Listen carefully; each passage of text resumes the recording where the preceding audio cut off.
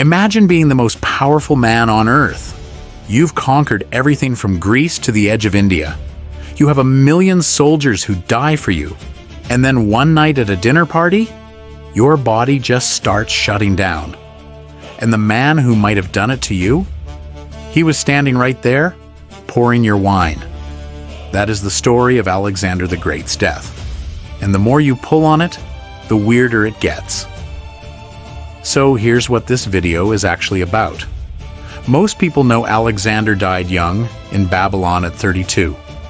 What most people don't know is that the way he died has been a genuine unsolved mystery for over 2,000 years. And I mean that literally. The debate over whether he was murdered didn't start last century. It started while the body was still warm. We're going to walk through the full conspiracy, the real suspects, the ancient sources that pushed back on the whole thing, and then the modern medical theories that make the murder story even harder to believe, but also, somehow, even more disturbing. And I'll save the strangest detail for last, because it's the kind of thing that genuinely changes how you see the whole story. Let's start with what we actually know happened.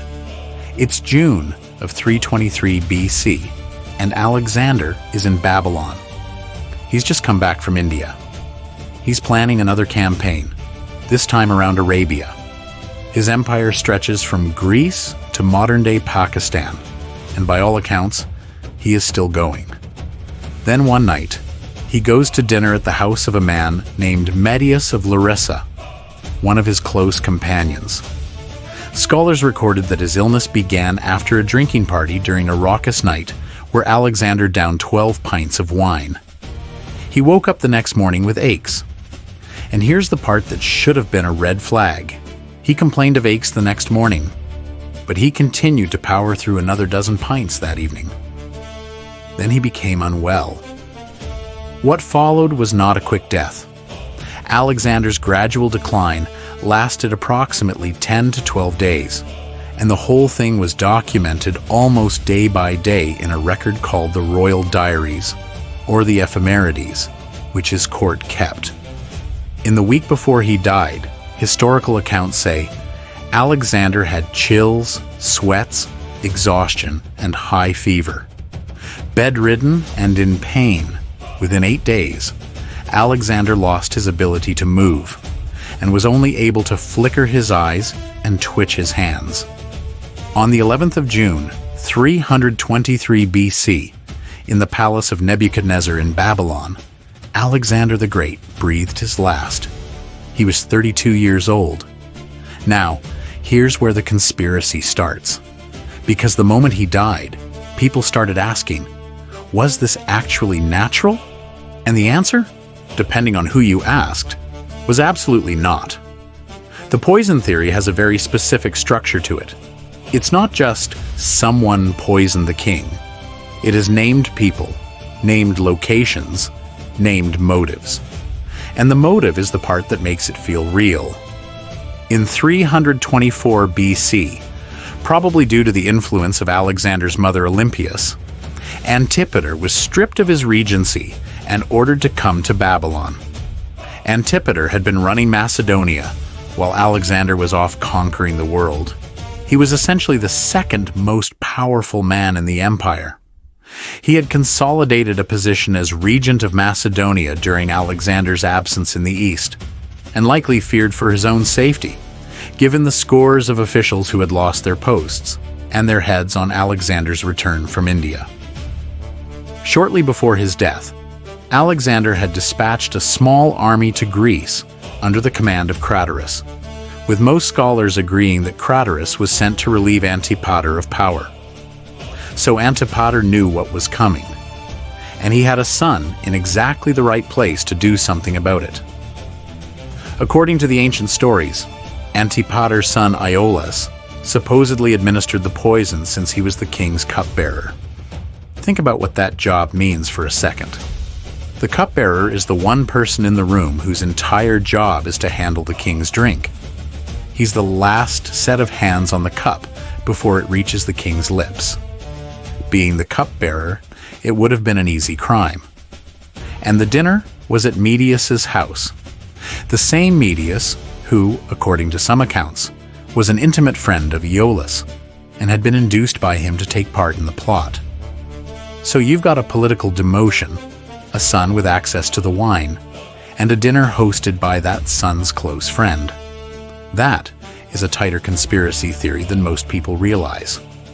Now, some versions of the story add even more layers. According to the poison theory, Antipater was assisted in the murder by Aristotle, who feared for his own life after his nephew Callisthenes had been implicated in an earlier assassination plot. And then there's the detail that is almost certainly made up, but is so vivid I have to mention it. The poison was reputed to have been so toxic that it had to be transported to Babylon in the hoof of an ass. The story goes that no ordinary container could hold it without dissolving. That is not real. That is legend. But it tells you something about how people felt about this death. They needed the poison to be supernatural to match the scale of the man it killed. Antipater's son Cassander was said to have conveyed it to the king's court, where it was administered to Alexander by his taster, Iollas, at a banquet hosted by Medius. So that's the conspiracy. Name suspects, name location, clear motive. It sounds airtight. And yet, this is where it gets interesting. The ancient historians themselves were not convinced. The existence of the poisoning tradition is acknowledged by 4 of the main sources: Arrian, Plutarch, Curtius, and Diodorus, even though they appear to favor the explanation of Alexander's death by natural causes. Arrian, who is generally considered one of the more careful ancient historians, records the rumor and then expresses skepticism about it. Plutarch does the same. Plutarch argued that no believable evidence supported the accusation and that the story appeared only after political conflicts began among Alexander's former generals. And here's the timing problem that both of them noticed. Plutarch wrote that this version of events was never heard of until 6 years after Alexander's death, in 317 BC, when Olympias availed herself of this as an excuse for the cruelties she exercised upon the friends and supporters of Antipater. Alexander's own mother was the one who really pushed this story, and she had plenty of political reasons to do it. These accusations emerged decades after Alexander's death and are generally viewed as politically motivated. Antipater's rivals had strong incentives to blacken his reputation after Alexander died. By that time, Iollas was already dead, but Olympias instructed that his grave be opened and desecrated with every mark of indignity. No trial, no confession, no formal accusation that stuck. Just a dead man's grave getting dug up by a grieving, politically motivated mother. And here's the medical problem with the whole thing, which is actually the second strongest argument against the poison theory. Ancient poisons typically acted relatively quickly. Many known toxins in the ancient world produced rapid illness, violent symptoms, or sudden death. Alexander's gradual decline over approximately 10 to 12 days does not fit neatly with most known poisons available during the 4th century BCE. Alexander's symptoms, abdominal pain, high fever, paralysis, coma, and death, do not match the effects of most poisons of the time period. If someone poisoned you with something available in 323 BC, you would not slowly decline for almost 2 weeks with a fever. You'd be in a lot of trouble a lot faster. The timeline just doesn't work. So if not poison, what? This is where modern medicine walks in, and honestly, the natural causes explanation is almost as dramatic as the murder theory. The leading candidate for a long time has been typhoid fever. Physicians at the University of Maryland Medical Center, in an analysis based on available historical records, concluded that Alexander was the victim of typhoid fever. Their analysis was published in the New England Journal of Medicine. Alexander most likely died from typhoid fever, which was rampant in ancient Babylon, and the description of his final illness from the Royal Diaries is most characteristic of typhoid. He was described as having severe abdominal pain, causing him to cry out in agony. An untreated typhoid fever can lead to perforation of the bowel, which may have been the reason for his abdominal pain. The symptoms line up. The location lines up. Babylon in that era was marshy, the water was contaminated, and typhoid was common. And it explains the slow, progressive decline in a way that poison just can't. But there is one detail that typhoid fever alone struggles to explain. And this is the detail I promised you at the start, the one that reframes everything. The historic record suggests that Alexander's body did not decay for 6 or 7 days after he was declared dead, in the heat of Babylon, in summer. That is not normal.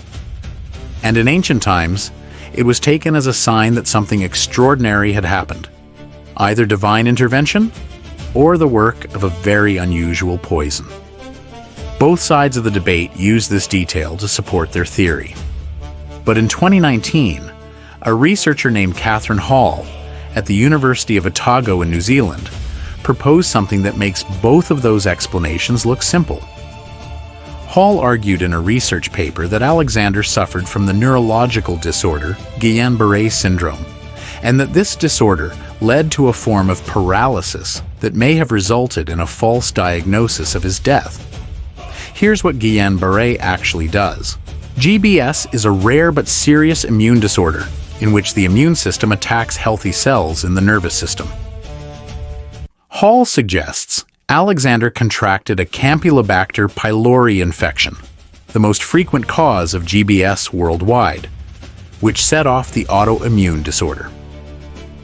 And then, the paralysis spreads, gradually, symmetrically. Alexander developed a progressive, symmetrical increasing paralysis during his many days of illness, yet he remained mentally lucid to the end. That detail, mentally sharp but physically shutting down, is a hallmark of Guillain-Barre, and it's documented in the ancient sources. And then comes the part that is genuinely unsettling. In ancient times, death was determined by breath, not pulse. Because the body was severely paralyzed, his need for oxygen was greatly reduced, so the breaths he took were almost imperceptible. The experts who examined him probably believed that he was dead. The condition may have left Alexander in a deep coma that led doctors to declare, mistakenly, that he was dead. Something that would explain why his corpse supposedly didn't decompose quickly. Because he wasn't decomposing. He was still, very faintly, alive. Hall argued that Alexander's real death was 6 days later than previously accepted, and that his death may be the most famous case of pseudothanatos, or false diagnosis of death, ever recorded. So let's put this all together, because this is the part where the whole story shifts. You have a king who was almost certainly about to demote or execute one of his most powerful generals. That general had a son pouring the king's wine at a dinner party hosted by that son's close friend. The king gets sick that night and dies 12 days later. The poison story doesn't surface for 6 years, pushed mainly by people with political reasons to push it. The ancient historians who recorded the rumor mostly didn't believe it. The symptoms don't match what ancient poisons would do. The most medically supported explanation is typhoid fever. And the one strange detail that kept the murder theory alive for 2,000 years, the body not decomposing, might actually mean he was still alive when they declared him dead. Nobody was ever formally accused. Nobody was punished. Because Alexander's tomb and remains were lost to history.